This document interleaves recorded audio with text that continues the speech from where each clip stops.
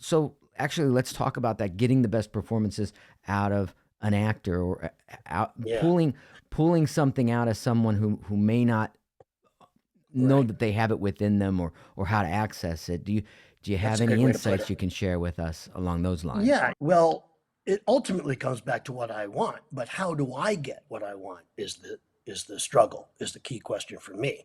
A lot of times they just give it to me because they're very talented and you cast really talented people, and that's 90% of it. But some people need a little push getting where you want, and some people are just not giving it to you, and you have to just break it down for them and say, this is what I want. And you have to do the actual line reading.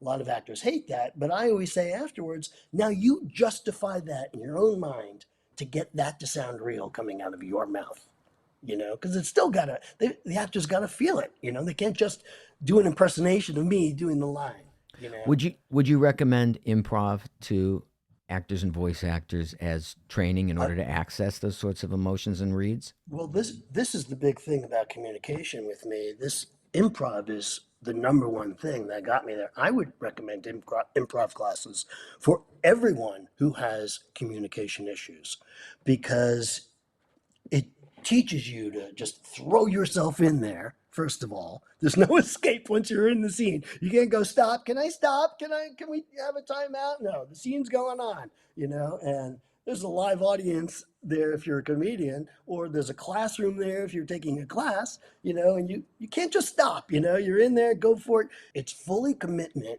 to whatever you're doing. So let's say I have an issue talking on a podcast, right?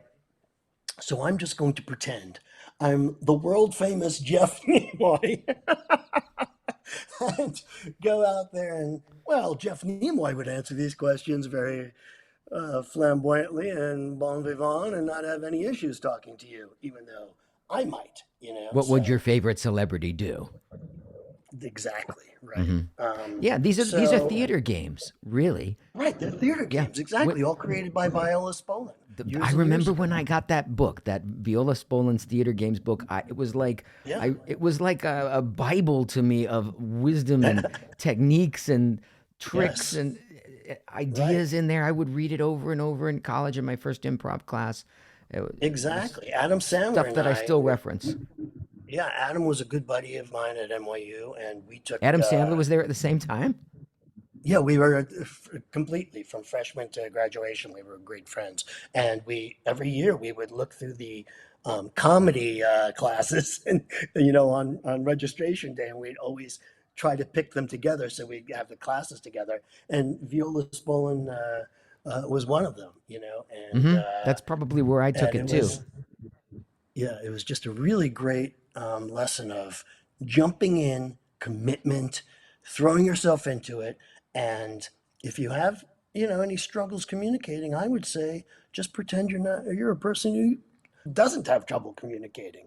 Or let's say you know a person in your life who, boy, I wish I was as talkative or easy flowing as that person. Impersonate that person, in this Honestly, that's a conversation. great jumping off point.